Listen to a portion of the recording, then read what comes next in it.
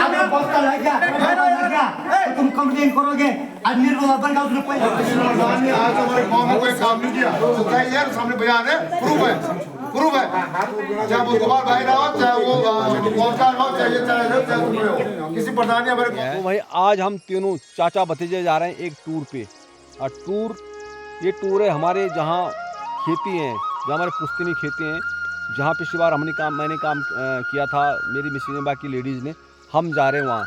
और last year में मैं वहाँ मैंने एक पूजा की थी, जो कि एक लोकल देवता हमारे नागपूत देवता है वहाँ पे, और दूसरा कौन है, भैरव देवता। तो वहाँ पे मैंने जो रोड बना करके मैंने उन देवताओं की पूजा की थी भाई। और आज फिर जब पूरी रुपाई काम समाप्त हो चुका है, वहाँ की जो रुपाई है, तो उसके बाद फिर पूजा करते हैं। तो आज उसी को जारी रखते हुए हमारे भतीजा ले जा रहे हैं रोड। और बनाए इन्होंने रोड, कितने रोड बनाए भाई? 3 रोड बनाए हैं। तो पहले हम भैरव देवता को पूजेंगे और उसके बाद पूजेंगे नागपूत देवता को। ये धन्यवाद है हमारी तरफ से। तो उन देवताओं की बड़ी कृपा होती है और उनको थैंक्स करने के लिए हम ये पूजाई कर रहे हैं। तो वैसे पहले भी होती थी पूजा, काम शुरू होने से पहले, लेकिन नहीं कर पाए। लेकिन अब काम जो समापन हो गया इसका, तो अब हम दोबारा अब जा रहे हैं हम पूजा करने के लिए। तो एक बार उनको थैंक्स करने जा रहे हैं। तो ये हमारा आज का टूर है भाई। तो भाई दोस्तों, यहाँ पे जो है हमारे भैरव देवता है। और लास्ट ईयर मैंने सफाई करी थी वहाँ पे, तो आप देख सकते हैं भैरव देवता के रूप में वो पत्थर अंदर। तो जो पहला प्रसाद चढ़ेगा वो भैरव देवता को चढ़ेगा। तो भाई अभी एक छोटा इंसिडेंट हो गया। जो गिलास था, जो जिसमें हमने पानी लाना था पूजा के लिए, वो बह गया और मेरे जो है ना सारे जूते भीग गए। देखो, तो मैं इस पानी में गया हूँ, भागा हूँ मैं, और यहाँ हमारा गिलास बह गया था, जो पूजा के लिए जो पानी हमने लाना था।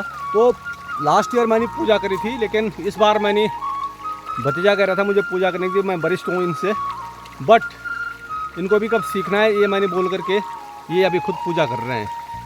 तो काफ़ी भक्त लोग हैं ये।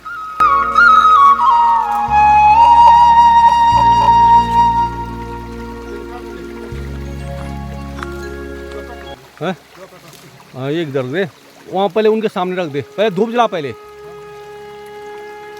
धूप जलाओ और पानी से धो दिए वो। हाँ, तो ये जो घर से लाए हम जो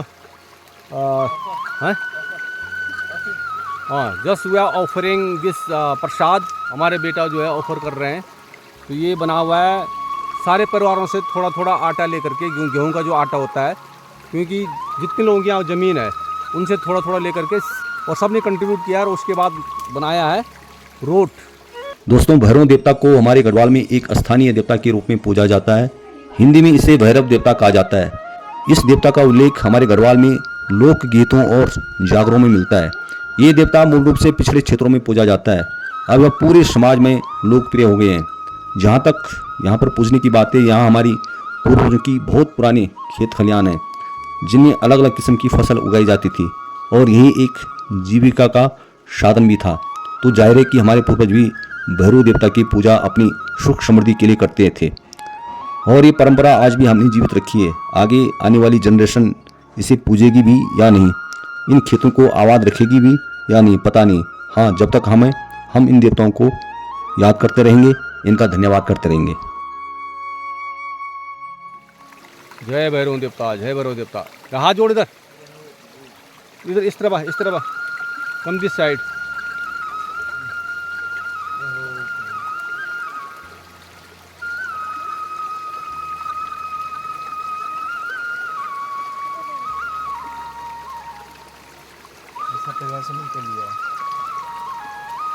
ऑलरेडी भाई नमस्ते।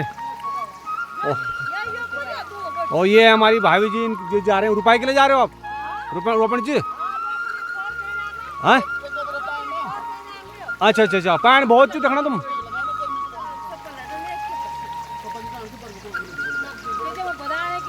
ये भैरव देवता भैर, हाँ, वो भाभी जो पे लगा भाई।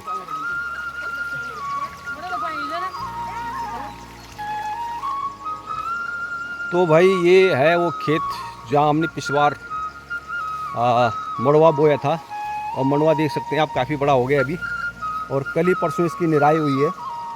और अभी पानी तो बहुत ज़्यादा है, पानी की कोई कमी नहीं है। पूरा आधा भरने वाला ये।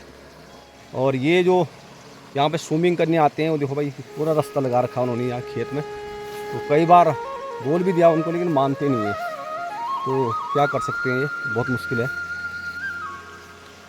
ये काट तो एक ऊपर लगाते हैं, यहाँ से काटना एक कलम। ये है भाई गुलाब लगाया यहाँ पे, हैं नहीं वहाँ लगाएंगे ना, वहाँ ले चल। हाँ तो भाई यहाँ पे हमारे नागपूत देवता, तो जो नागपूत यानी नागों के जो पुत्र होते हैं वो किसान के मित्र होते हैं और वो चूहों से खेतों को बचाते हैं, क्योंकि जो चूहे होते हैं वो किसान के शत्रु होते हैं और सांप को माना गया है किसान का मित्र। तो आस्था के अकॉर्डिंग ये है कि जो सांप हैं जो वो हमारी खेतों की रक्षा करते हैं और चूहों को खाते हैं और हमारे खेतों को बचाते हैं, इसलिए उनको एक मान्यता देकर उनकी पूजा की जाती है और उनको बराबर याद किया जाता है। तो उस रूप में यहाँ पे एक नाग जैसी छड़ी बनी हुई है।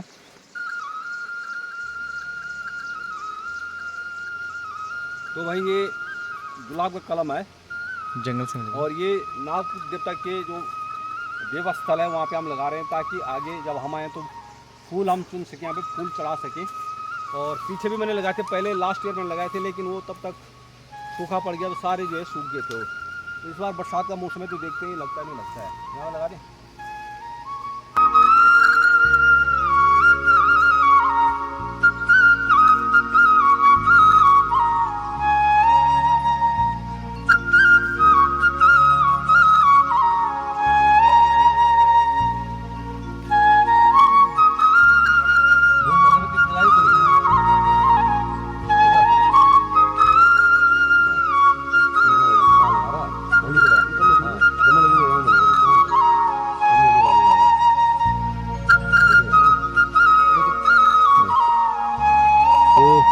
पूजा हो गई है और अब जो है टीकाकरण हो रहा है। जो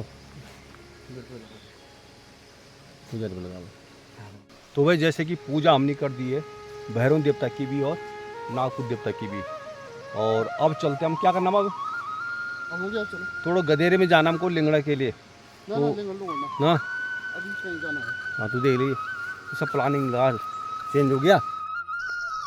तो भाई यहाँ से कुछ आप व्यू देख सकते हैं सामने हिमालय का, जो कि अभी फॉग से बिल्कुल कैप्ड हो रखा है।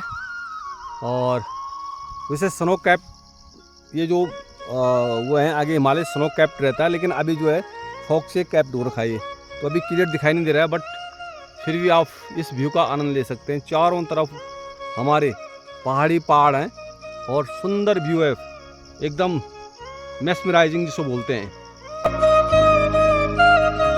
और अभी जैसे कि हम पूजा करके आ गए हैं जहाँ हम गए थे नीचे खेतों में, और अब जा रहे हैं हम एक जो कुछ ही दिन पहले मैंने एक झंडा वहाँ पे इस्टेब्लिश किया था और एक छोटा सा जो स्टोन बोलते हैं उसको इस्टेब्लिश किया था वहाँ पे बजरंगबली जी के नाम से। तो वहाँ पे थोड़ा मैं प्रसाद चढ़ाऊँगा और थोड़ा वहाँ पे गंगा जल से उस स्टोन की धुलाई करके उसको नला करके फिर उस पर चमेली तेल और जो रोली होती है वो लगा करके फिर पूजा करूँगा, धूप अगरबत्ती करूँगा। तो आज का ऐसे कुछ शेड्यूल है, क्योंकि आज है मेरा फास्ट। तो सामने जा रहा भतीजा और मैं भी चलता हूँ धीरे धीरे। तो भाई अभी हम पहुँच गए हैं एक यहाँ पे जो कई बार मैंने दिखाया, जहाँ पे दक्षिण काली माँ का मंदिर है। और if anybody want get solitude he can come here to get tranquility. तो बहुत ही ट्रैंक्विलिटी के लिए तो बहुत ही अच्छा स्थान है, आओ कभी और बैठो यहाँ आराम से। तो कुछ एक लोग हैं जो सोलिट्यूड को बहुत पसंद करते हैं, यानी एकांतपन बहुत उनको पसंद है, तो वो यहाँ आकर के बैठ कर के बिल्कुल मेडिटेशन कर सकते हैं। तो मेडिटेशन के लिए ये जो जंगल है बहुत ही सूटेबल है। भाई ये है ग्राउंड, क्रिकेट टूर्नामेंट वाला ग्राउंड। और यहाँ पर पहले एक जंगलात का बंगला हुआ करता था, बट वो अभी डिस्ट्रॉय कर दिया है। दोस्तों आज है हमारे ग्राम सभा की मीटिंग, और ग्राम सभा में जो हमारे दो गांव हैं सिलगांव और घरियाना, उनकी मीटिंग है। मीटिंग क्यों है? क्योंकि पहले जो हमारे भूतपूर्व प्रधान थे वो सिलगांव से हैं और अब हम चाहते हैं कि हमारे गांव से हो। हालांकि लास्ट टाइम जो है एक प्रतिद्वंदी के रूप में जो है दोनों जो प्रत्याशी थे वो लड़े हैं और उनके गांव का जीता है। लेकिन अब हम चाह रहे हैं कि हमारे गांव से बने, वो भी निर्विरोध। तो पहले जो प्रधान हुआ करते थे वो निर्विरोध ही चुना जाता था, लेकिन बीच में ये प्रथा थोड़ा चेंज हो गई थी। तो अगर वो लोग मान जाते हैं तो हम निर्विरोध प्रधान अपने यहाँ से चुनेंगे। अगर नहीं मानेंगे तो फिर आपस में चुनाव होंगे। तो हमारे यहाँ से अभी फ़िलहाल 2 कैंडिडेट हैं, उनके यहाँ से कितने वो उन पे डिपेंड अभी पता चल जाएगा।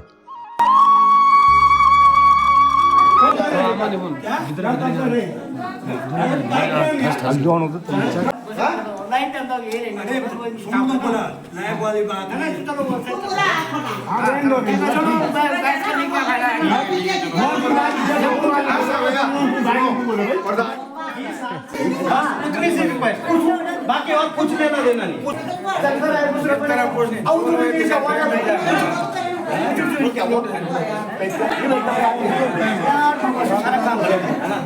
बस खाली इतने बोला भी समझला यार मेरी मिट्टी डालो पुरानी बात अरे देखो आज हमारे गाँव में कोई काम नहीं किया तो क्या यार सामने बयान है, प्रूफ है प्रधान ने हमारे गांव में कोई प्रोग्रेस नहीं किया है। आज रस्तों के वो हाल है तो आप सोच नहीं सकते हो। शर्म आती हो ना बच्चा लिख के लिखा प्रधान के सोच मैं प्रधान करूंगा। अरे काम नहीं करो, आपका 100% बजट आता है, 75% कंप्लीट हो, 25% खा लो यार, 50% खा लो, कोई दिक्कत नहीं है। खाना है तुमने भी काम किया, खाना है लेकिन काम तो करो। और तुम एक ग्राम सभा में ठीक करो, दूसरे ग्राम में गलत करोगे तो करंट में अर्जेंट बात करो। क्या बात कर रहे हो? बिल्कुल नहीं पता, बिल्कुल सारा पता है।